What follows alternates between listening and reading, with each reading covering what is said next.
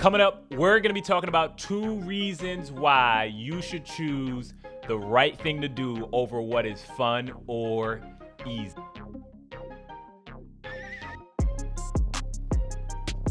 What's up, y'all? My name is Josh, and I'm so excited to be hanging out with you today as we listen to the Crazy Good Talks podcast. Now, my goal for this talk is to convince you that it is better to choose what is right over what is fun or easy. And if it's your first time here, I just want to say welcome. We're so excited that you're listening or watching.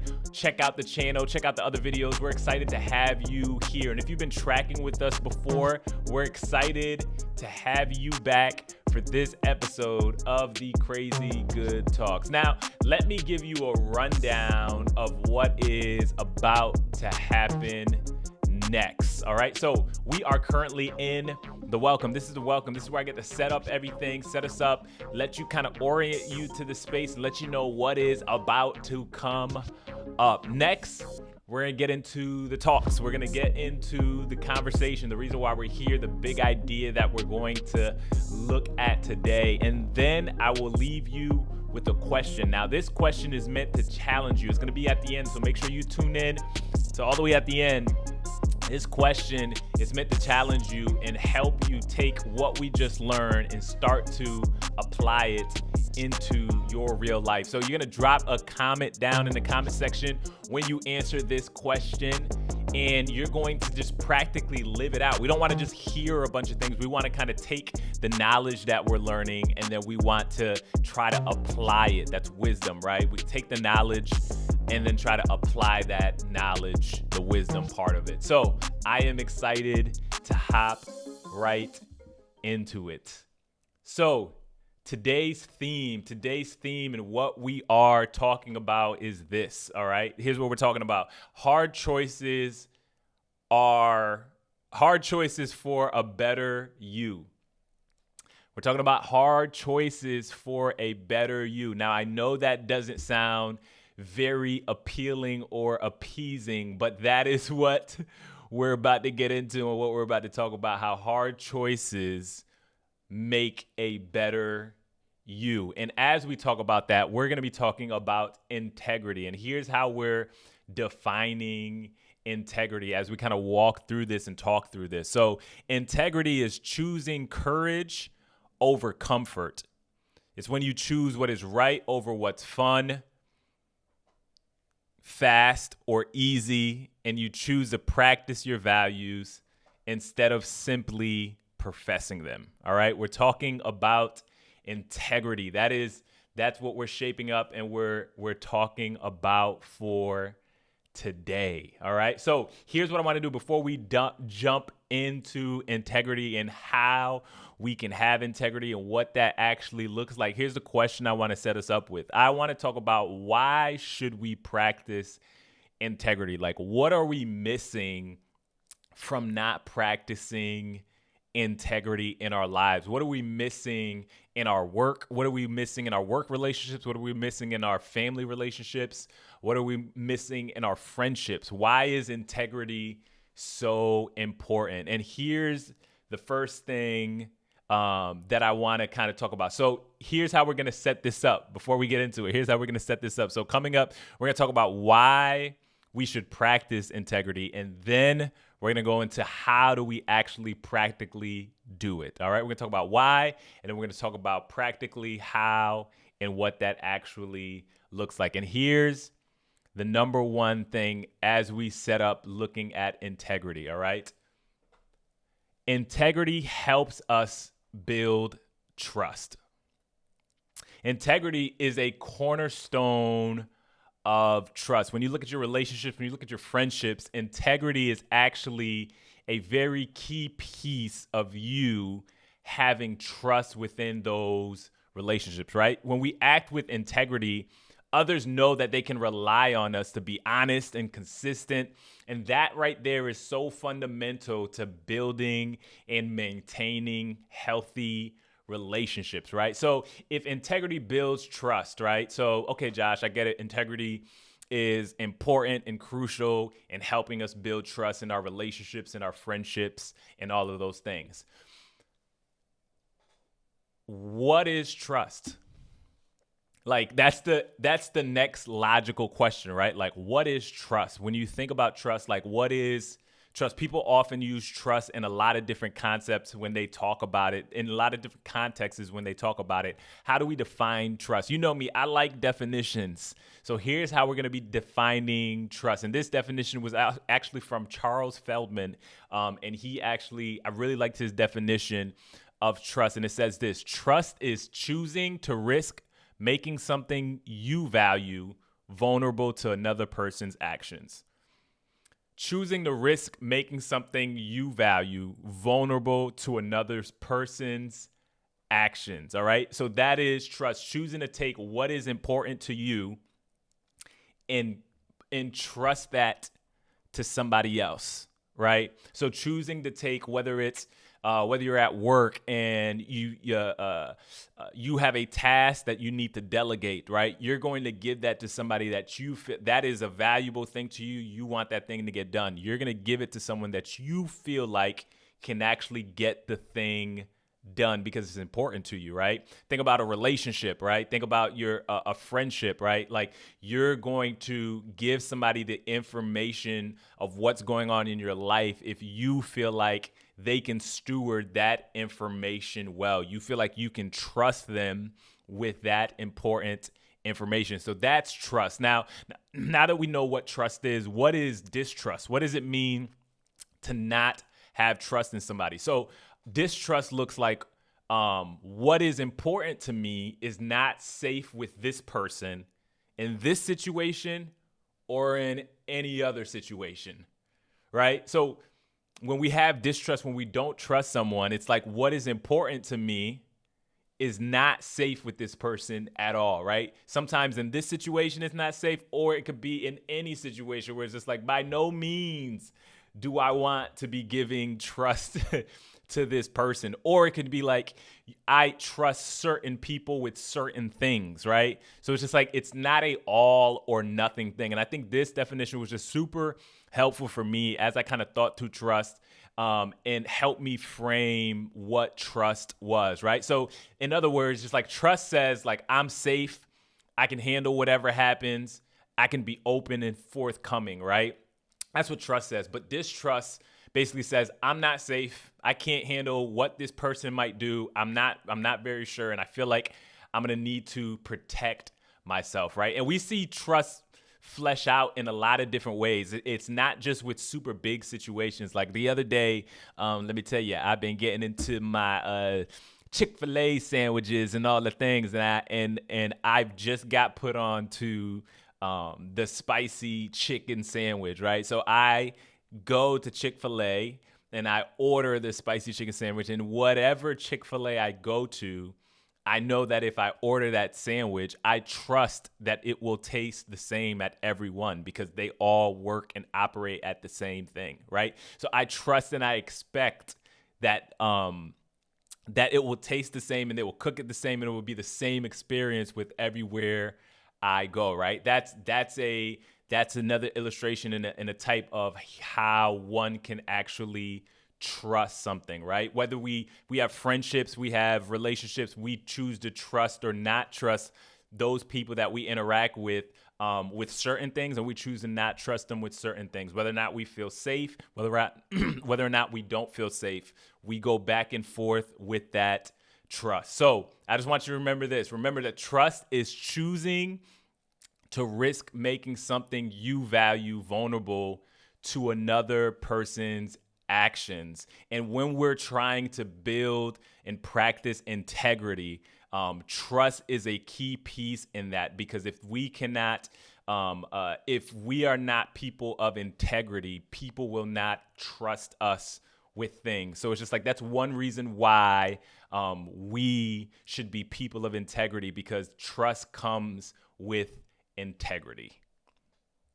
Now, we talked about trust and we talked about how that influences integrity. The second thing that I want us to look at is living authentically. Why is it important to practice integrity, because integrity helps us to live a life that's more authentic to ourselves. Now, if you've been tracking with us for a little while, you're going to see these themes are starting to overlap. We talked about authenticity. We talked about courage. We're talking about integrity, and we're talking about these core values, these core behaviors that we're operating out of. And you can see that like they're very intertwined. There's not one without the other, right? And practicing integrity allows us to live an authentic life, allows us to live more authentically. And here's how it does that. It's by aligning our actions with our values, right? We get to stay true to ourselves and avoid the discomfort that actually comes from living this double life, right? So I'll give you an example. So for me, I can remember when I was recording music, when I was a recording artist, I remember I met up with this producer, and I used to do a lot of things just on my own, and kind of had a team of people that I used to work with, a specific team of people. But then there was this opportunity to work with this dude, and he was more, you would call it, in the industry, if you would. And cool dude, got a chance to connect with him, and at this point, I was creating music as an artist and getting some traction, not getting more public traction or whatever the case may be. This guy was kind of known to be more in those industry spaces and things. So I was excited. I'm like, cool, like we're going to get into this, and we're going to see what happens with this, right? So this person could kind of like get me into those scenes in those spaces. So I was just like, this is a good opportunity to go play him some music. So I played him some music, and he liked what I played him. And he was just describing how it was a little bit more unique, and it wasn't necessarily sounding like everything that was out there. And I know for me, I was not trying to follow trends in the sense. I wanted to kind of stay authentic to what I had and what I felt like I can contribute. So I remember the next day we connected, and he sent me over. I gave him the song, and I gave him the stems. So stems are basically the vocal tracks and the individual tracks tracked out so he can do some stuff to it or whatever. And he sends me back that next day. He sends me the track that I did, but he sends it to me, and he sends it to me with, he was a producer, so like he also made music. He sent it to me with one of his beats. Now his beats, they were super cool. They were super great. It definitely had more of the sound that everyone was trying to go for. And when I just heard my lyrics on there, it was just like, man, like, I hear what you're trying to do, but this doesn't fit. Like, it doesn't fit. It felt like we're trying to jam pack what people expect into a thing, but like, it was like, you can clearly see like, it's not a symbiotic relationship, right? And in that moment, I had to make a decision, right? I had to make a decision to either live authentically to my values and to my sound and to what I was creating in that moment, and say, hey man, this may be a great opportunity. Doing this may help me be heard by this person and that person. But it's not working. And I had to be honest and say, you know what? I don't think that is a fit. And it cost me things. It cost me relationships, and it cost me just getting to know different people in different spaces. But I rather stay authentic to who I was, because I felt like if I can feel it and I can see it, then others are going to feel it and others are going to see it. So like I didn't want to trade on that authenticity. So I stood my ground. I stood on my sound. And like, here's what like the lesson that kind of came out of that for me. It was just like, I always would rather lose for being who I am than to win for being something that I'm not. I would rather win for being who I am than I would rather lose for being who I am than to win for being something that I'm not. Because you got to continue to be the thing that you're not. If the thing continues, you can't just automatically switch and think that people fall in love with you for a certain reason. So if you are being inauthentic to yourself, whether in your friendships, whether in your relationships, the way you acquire those friendships is the way you're going to have to keep those friendships. So that's why I think it's not worth it to me, right? And I'm not saying that there's times where we can't benefit from changing, right? I'm not saying that there's times that we can't benefit from changing. I'm not saying that there isn't a world where it's just like, hey man, like I could have made more music that sounded like that. But for me, it was a hill to die on for me because it was not me. Right? I'm talking about when you're in like blatant violation of like who you are, in those moments where it's just like, hey, take a step back and just consider whether it's worth it, because I would rather lose for being who I am than to win for being who I am not. So integrity is so crucial, not only just for building trust, but also for living authentically, right? And by staying true to our principles and our values, we don't only earn the trust of others, but we also get to maintain a genuine sense of self, right? And as you kind of think about that, as I kind of process all of that, I start to think about, okay, I know why integrity is important, right?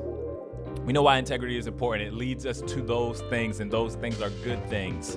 And we know that if you're not being integrous or living in integrity, you're probably experiencing things like being labeled in a negative way, right? The person that we can't trust with this information, or maybe you feel isolated from others as others kind of do things, or maybe you just feel like a sense of decreased respect amongst your peers and amongst your friends because you're not really living in integrity, right? So what do we do with that? How do we navigate that?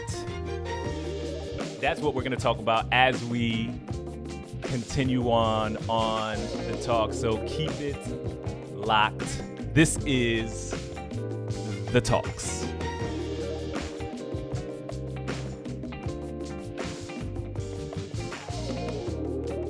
What's up, y'all? My name is Josh, and if you're new here, welcome to the channel. I'm a YouTuber, podcaster, and currently serving my local church as a preteen pastor. I'm a former car salesman, Christian hip-hop artist with over 10 albums released, and an Emmy Award-winning cinematographer. On this channel, we'll have conversations about how to make choices that empower you in your relationships, friendships, spiritual life, and work. My goal is to guide you towards becoming an adult who feels seen, appreciated, and valued for who you uniquely are and what you contribute. Subscribe to the channel to stay up to date with our latest videos where we discuss these topics and more. See you in the next video.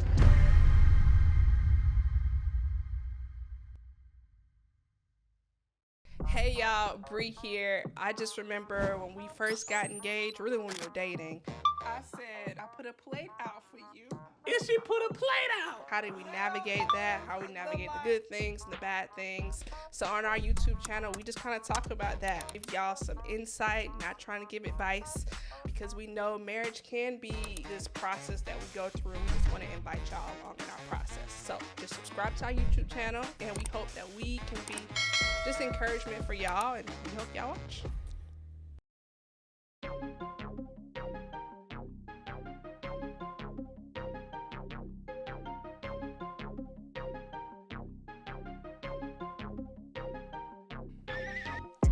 Hey, if you think this podcast is helping you and it can help others, help us with a thumbs up on this video and subscribe to our channel and share this with a friend. Now, thank you so much. This helps a lot, and I appreciate you just being here. Okay, so here's what we got coming on up next. We're gonna be talking about how do we actually start to practice integrity? What does that look like practically? And how do we start to do that for real, for real. All of the for reals, all right? So here's the first thing I want to talk about when it comes to practicing integrity, and it's this. When it comes to integrity, you need to know your values, right? Understanding and clearly defining your core values is the first step to practicing integrity, right? Identifying the values that are like super important to you, most important to you. And when we talk about values, maybe asking like, what do you mean, Josh, values? What are you talking about? I'm talking about the things, the non-negotiables, right? The things that you're just like, man, I cannot, this is something that is truly and super duper important to me, and I'm going to ride on this one thing. That is what I'm talking about when I talk about core values, right? Those things that are super duper important to you, figuring out what those things are. And they're only going to be really a few of them. When you start to sift down and start to think about it, it's really only a few of them. And those core values will act as a guide for your actions and your decisions. Let me give you an example. So for me, right, we talked about the things that we're talking about are actually things that are actually core to me, right? So like authenticity, right?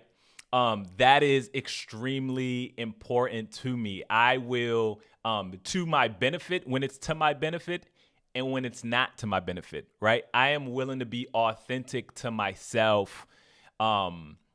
And that's kind of like my fence and my guidelines, even in the example that I used when I talked about the music producer and us not clashing with the right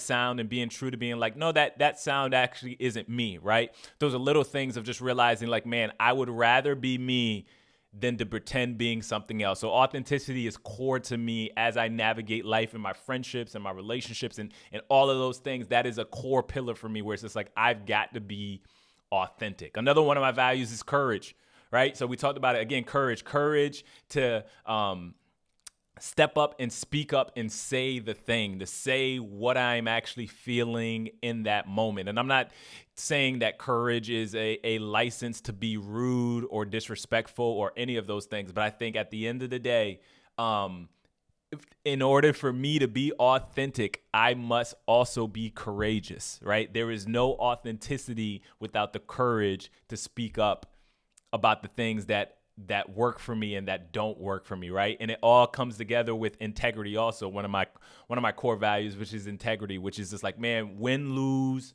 or draw, right? If it's the right thing, we're going to do the right thing. If it is a value, we're going to the best of my ability, I'm going to try to continue that value and hold fast to whatever that line is. And listen, I don't always get it right?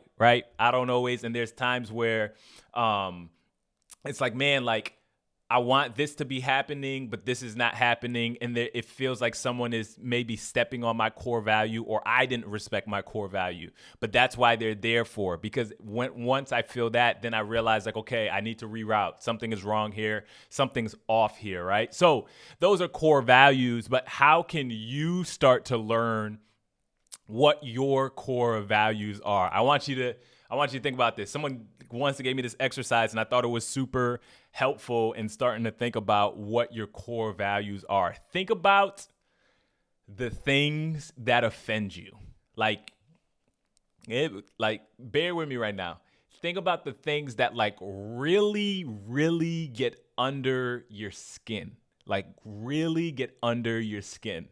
Right? Let me give you some examples of what that might be. I sometimes may or may not, I cannot confirm this, but my wife sometimes says that I can potentially have a smidgen, just a small bit of road rage sometimes. Sometimes I can, when someone's on the road and they do something and it's not wise, I get very irritated by it. And it's just like a visceral reaction. It's just a reaction to it, right? It's just like, what are you doing, right? And one can say when you start to dig at that thing that offends me, what it really offends me is the fact that they are incompetent, right? It feels like they are incompetent. They're doing something and that they are not competent in what they're doing. So one of the things, again, outside of our core values, there are other things that are important to us. But like one of the things for me is like competence. And you can see that in the way somebody drives, and you can see that in the way when I'm working with somebody or whatever the case may be. I want you to at least come to the table and be competent in that thing. Like if we're sitting at the same table, we're about to attack the thing, let's be competent in it. And if you're not competent, at least be teachable. Right? At least be teachable, and then we can figure the thing out. But like if you're not teachable and you're not competent, it's going to be very hard for me to interact with you. I'm just telling you right now, it's going to be very hard for me to interact with you, right? Another example is just like someone who lacks empathy, right? Somebody who lacks empathy. For me, that's a offender for me. That's a offender. When I say empathy, what I mean is like someone where you're sharing something and they can't sit in that moment with you and just be. They will either make it about them, or they will either minimize what you're trying to say, or they will either try to deflect what you're trying to say. But they cannot just be. They cannot hear news and just sit in that moment with you, right? That to me is a offender of mine, right? You can have a whole bunch of different offenders, but that's why I want y'all to kind of think about what are some things that offend you? What are the things that offend you, and how can you start to correlate those things to what core values, right? Some of us may have intolerance for diversity, right? Like, man, like if there isn't inclusion, and that can just lead towards like inclusion, right? We want people to be included. We want people to be included. We want things to be diverse. We want things like that is a value of some people. So, as we kind of navigate all of this and starting to practice integrity, one of the ways that we can practice integrity is knowing what our values are, because as we know what our values, that becomes the guidelines for a lot of the things, right? And when we understand and clearly define what our core values, that is the first step for us to start practicing integrity. Now, we talked about core values. The next thing that I actually want to talk about is this: setting boundaries. Setting and respecting boundaries is essential for integrity, right? Being clear about what works for you and standing firm on those boundaries. Let me finish. Standing firm on those boundaries, even if it means facing discomfort or conflict. Right? You're going to have to stand and enforce what those boundaries are. And boundaries, again, are essential for integrity, because boundaries set up the lines in the fence and lets people know what is okay and what is not okay, right? So I heard a quote about boundaries, and it actually said this: boundaries, I thought it was really good. It said, boundaries are the distance at which I can love you and me at the same time. I think it was like Prentice Hemphill or something like that. Boundaries are the distance at which I can love you and me at the same time. So when we think about boundaries, that's what I want you to think about. I am setting these guidelines up so that I can continue to love you and love myself. I don't want to sound all love yourself or whatever, but I can operate with who I am, and I can operate with who you are. And at this distance, here's what I need to know at this distance. And I think when we think about what healthy boundaries look like, I think about, for me, just for Josh, I think about my wife. I remember when we were dating, right? I think she was really good at setting boundaries. Let me tell you why. I am a debater. I like to debate. I like to throw ideas up there and talk about it. And this is my perspective, and this is what we do, and and go back and forth and all of that stuff. So I remember early on when we were dating, we had a conversation and we were talking about something, and I went and I made my point. And then she responded back and gave her words. Josh, I think this, and this, and whatever. And then I proceeded to go back in. And I go back in and I'm making my points and I'm really digging in. And I'm just like, it was funny because after a little while, I'm listening, I'm looking, I'm listening, I'm getting no response. I'm just like, oh, like she's getting she's tracking with what I'm saying. Let me keep going. So I'm going and I'm making more points and because of this and that and this and that. And by the time I was done, I was just like, I've got her. She's converted to my side of the argument. She opens her mouth and she proceeds to say, okay, I'm not debating you. I was so hot in that moment. I think she's just like, I'm not debating you. Like you can think what you think. You can have your thought. You can, whatever the case may be, that's fine. Like I'm not debating you. And here's what she essentially was saying. She was essentially saying, this is my boundary. Like you can do that. You can say what you're going to say, but I am not going to go back and forth with you. Right. I am going to state where I stand, and you can state and say what you want. But like what I am not doing is I am not debating and going back and forth. And I know I use that, and that's kind of a silly illustration, but that is a form of boundaries, knowing how you will respond, knowing what you're willing to give to the situation in the space that you need from someone else, right? So being clear about what is acceptable to you and standing firm on those boundaries is essential. Very, very, very important when it comes to practicing integrity, all right? So we've been having an amazing show, amazing time together. I just want to recap what it is that we've been talking about a little bit. So we talked about why we should practice having integrity, right? We talked about how integrity helps us to build trust. We talked about how it allows us to live an authentic life, a more authentic life to ourselves, right? And then we talked also about how we could start practicing having integrity. And we talked about the importance of knowing your values, right? And then we talked about the importance of setting boundaries. We talked about the importance of setting all of those boundaries. Now, here is the question that I want you to think about as you are navigating and thinking about what is next when it comes to integrity and your boundaries and all of those things. Here's the question. The question is this: how can knowing your values impact your relationships? Think about it. How can knowing your values impact your relationships with your family, with your mom, with your brother, with your friends, with your best friend, with that one coworker, with the other coworker that you don't really get along with? Like, how can knowing what your values are impact your relationship? How could it shape it? How can it start to protect you in certain ways? I want you to think about that. You know what to do. Drop the comments in the comment section. I want to know what you think about that question. Now, I am so excited.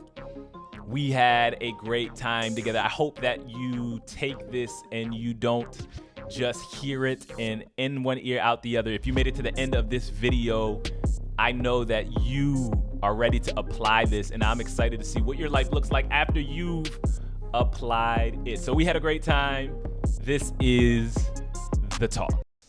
Thanks for listening to the Crazy Good Talks podcast. You can watch more of this podcast on YouTube.